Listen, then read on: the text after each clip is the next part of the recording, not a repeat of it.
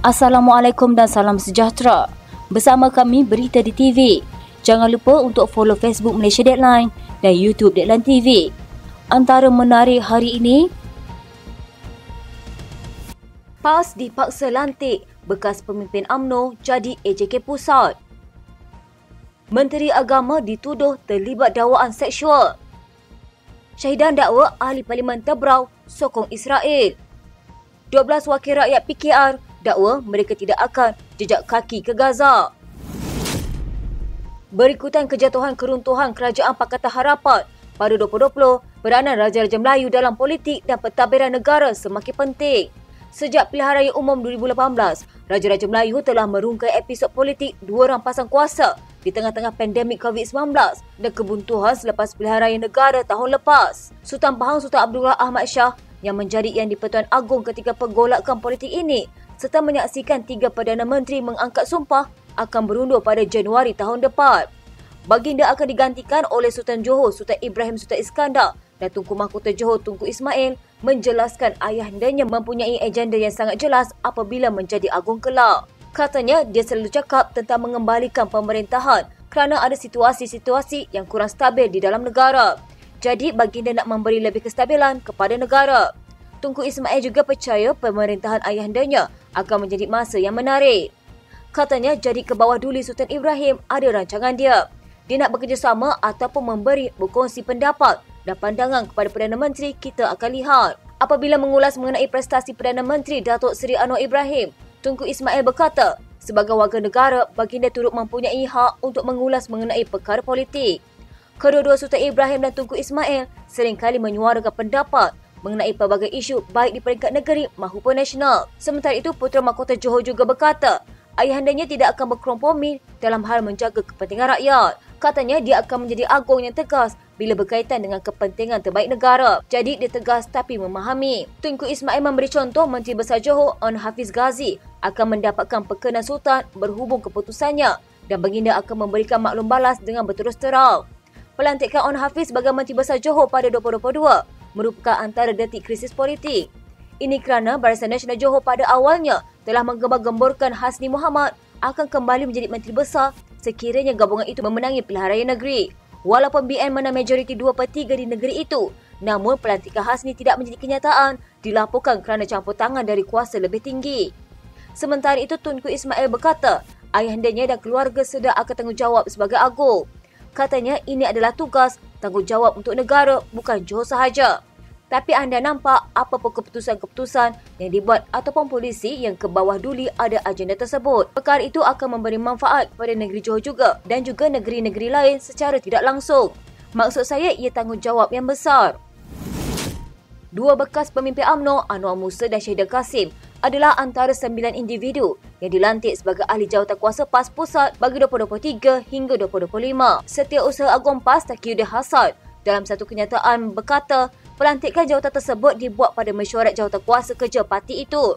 Katanya ia dicadangkan serta dipersetujui berdasarkan peruntukan fasa 25 dan 26 perlembagaan parti berkenaan. AJK lain yang dilantik termasuk Nasruddin Hassan, Muhammad Yusni Makpiah, Wan Rohimi Wan Daud, Muhammad Zuhdi Marzuki, Nik Muhammad Zawawi Saleh, Ahmad Yunus Hairi dan Muhammad Mazri Yahya. Penolong Setiausaha Agong 1, 2 dan 3 pula masing-masing disandang oleh Khairul Faizi Ahmad Kamil, Khairul Fahmi Maksum dan Muhammad Syarif C. Sulaiman. Anwar dan Syahidan adalah antara ahli UMNO yang dipecat keahlian mereka pada mesyuarat Majlis Kerja Tertinggi parti itu sebelum pilihan raya umum ke-15 tahun lalu.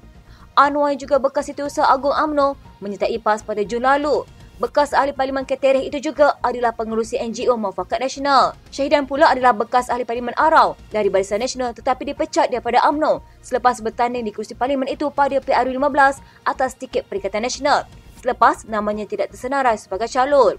Bekas ahli MKT UMNO itu bagaimanapun berjaya mempertahankan kerusi Arau. Selain itu, Taqiyuddin juga menyenaraikan Barisan Pesuruhjaya PAS Negeri dan wilayah persekutuan yang dilantik.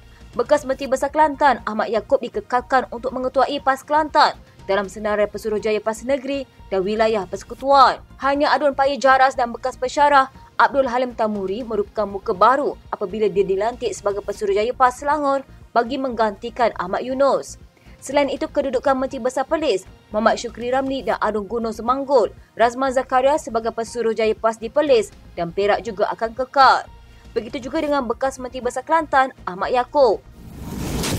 Azhar Rahman mengesahkan dia sedia menawarkan diri untuk dipilih perwakilan mengisi salah satu tempat dalam jawatan kuasa pimpinan Pemuda Amanah Nasional sekaligus dipertimbangkan mengetuai gerakan tersebut. Menurut Esko Pemuda Amanah Nasional itu, dia mengambil kira pelbagai aspek termasuk respon yang diberikan ahli di seluruh negara serta menyedari keperluan menawarkan pembaharuan kepada sayap parti terbabit. Dia yang juga Esko Pemuda Amanah Perak berharap dengan adanya persaingan secara sihat begitu, Pemuda Amanah dapat menilai idea dan hara tuju yang ditawarkan setiap calon. Katanya pada masa sama, kita meraihkan serta menyuburkan demokrasi melalui amanah. Setakat ini ada 3 nama mengesahkan secara rasmi berminat untuk memegang jawatan berkenaan termasuk penyandangnya Hasbi Muda yang kini berkhidmat sebagai anggota Dewan Negara. Seorang lagi calon ialah Ketua Pemuda Amanah Selangor memerangkap Aduan Batu 3 di Shah Alam, Daniel Ar-Rashid Harun Aminah Rashid. Sebelum ini melaporkan Azhar dilihat berpotensi untuk menyertai persaingan berkenaan selepas mendapat dukungan dari beberapa negeri selain timbalan Hasbi ketika ini, Razak Rizwan. Menurut Azhar, dia juga berharap ahli Pemuda Amanah tidak menganggap tawaran berkenaan sebagai ancaman kepada perpaduan ahli sayap parti. Sebaliknya, kata Azhar, ahli akar umbi boleh memanfaatkan ruang yang sememangnya terbuka dalam perlembagaan parti untuk menilai serta membandingkan gagasan yang dibawa setiap calon. Katanya, kita tumpukan persaingan secara sihat ini dengan melihat apa idea yang dibawa serta hala tuju yang mahu dipandu oleh setiap calon. Pada masa sama, Azhar juga menasihatkan semua pihak agar berhati-hati dan menjaga batasan semasa berkempen agar persaingan yang berlangsung tidak menjurus kepada perpecahan. Katanya dia sedar sedikit sebanyak persaingan itu boleh membawa kepada rasa tidak puas hati dan kurang senang antara satu sama lain, namun yakin ia masih terkawal dan boleh ditangani dengan baik. Katanya tambahan pula kita sudah melepasi tempoh genting pilihan raya peringkat kawasan atau negeri dan pilihan raya umum yang akan datang pula boleh dikatakan masih agak jauh. Justru sambil berharap tiada perpecahan, kita juga yakin Pemuda Amanah mempunyai masa yang cukup untuk merapatkan saf selepas pemilihan nanti. Mahkamah Tinggi Kuala Lumpur memberi tempoh 24 jam kepada Wan Muhammad Azri Wanderis atau lebih dikenali sebagai Papa Gomo untuk menurunkan hantaran Facebook yang didakwa mengaitkan Menteri Jabatan Perdana Menteri Hal Ehwal Agama Muhammad Naim Mokhtar dengan dakwaan seksual. Pesuruhjaya Kehakiman Leong Wai Hong membenarkan arahan injaksi ex parte yang dimohon Muhammad Naim sementara menunggu saman fitnah yang difailkannya terhadap Papa Gomo selesai. Peguam Muhammad Naim, Akbarudin Abdul Kadir mengesahkan mahkamah membenarkan permohonan anak guamnya itu. Menurut salinan notis permohonan ex parte, mahkamah mengarahkan Azri memadamkan hantaran Facebook bertarikh 18 September dalam tempoh 24 jam keputusan itu dibuat. Muhammad Naim memfailkan permohonan itu pada 19 Oktober lalu. Dia mendakwa hantaran itu turut melibatkan video TikTok berdurasi 6 minit 41 saat berhubung ahli Parlimen Ipoh Timur Howard Lee memetik ayat Al-Quran. Muhammad Naim mendakwa hantaran itu telah mengaitkannya dengan dakwaan seksual.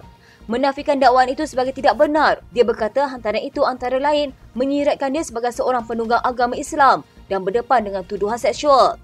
Dia juga mendakwa hantaran itu menyiratkan dia bersokongkol dengan DAP demi kepentingan peribadi dan mengetepikan kepentingan orang Islam di negara ini. Dia memohon sejumlah ganti rugi termasuk arahan mahkamah agar Azri membuat permohonan maaf yang jelas secara terbuka, memadamkan hantaran itu secara kekal dan tidak mengulangi kenyataan yang didakwa fitnah itu.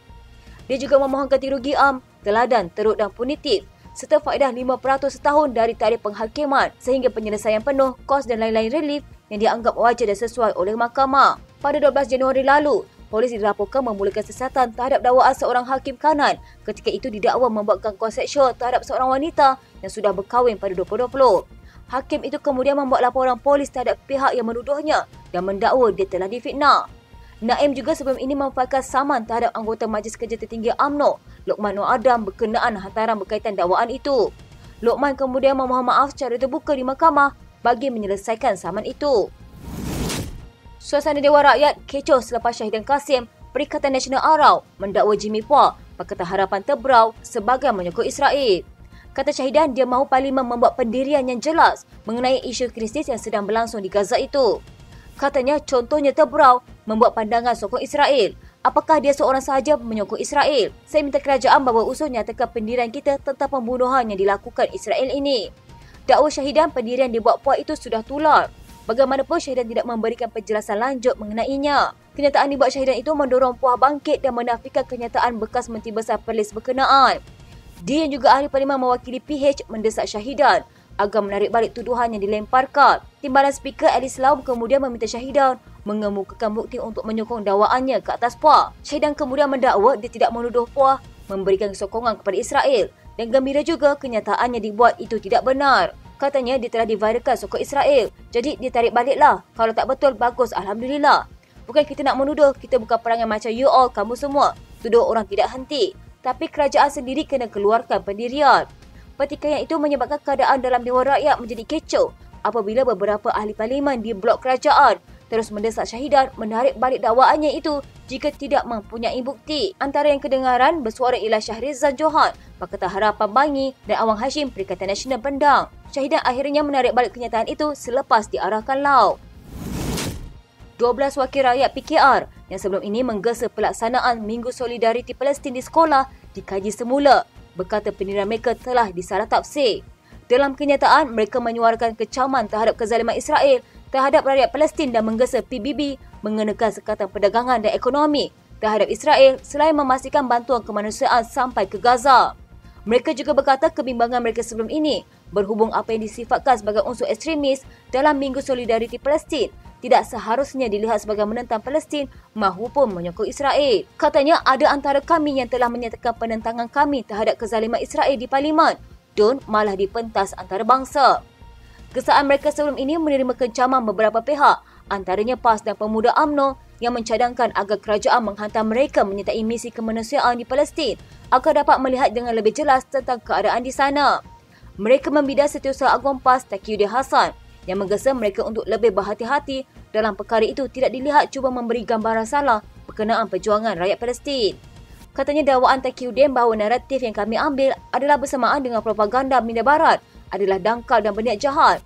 Ia juga mencerminkan pendekatan politik sempitnya iaitu sebarang cadangan konstruktif akan dilabelkan sebagai pendukung pihak lain. Momokkan ini tidak membantu dalam meraih sokongan semua lapisan masyarakat untuk menyokong perjuangan Palestin. Perjuangan Palestin bukan perjuangan agama sahaja tetapi juga merupakan perjuangan kebebasan dan hak rakyat yang tertindas. Mereka menegaskan wacana membina penting untuk meluaskan sokongan terhadap Palestin di kalangan masyarakat berbilang kaum dan agama di Malaysia. Katanya kami hairan Taqiyuddin tidak pernah memuji tindakan kerajaan dalam menangani kezaliman Israel di parlimen baru-baru ini. Sekarang tiba-tiba cuba mencetuskan polemik dengan dakwaan yang tidak berasas. Mereka berkata PKR tidak mengambil pendekatan fasis dalam mana-mana isu atau apabila berlakunya perbezaan pendapat.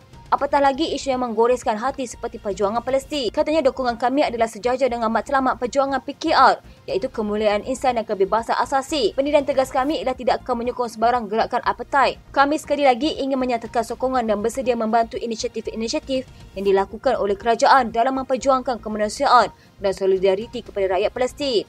Sekian berita hangat pagi di TV pada hari ini. Jangan lupa untuk follow Facebook Malaysia Deadline dan YouTube Deadline TV.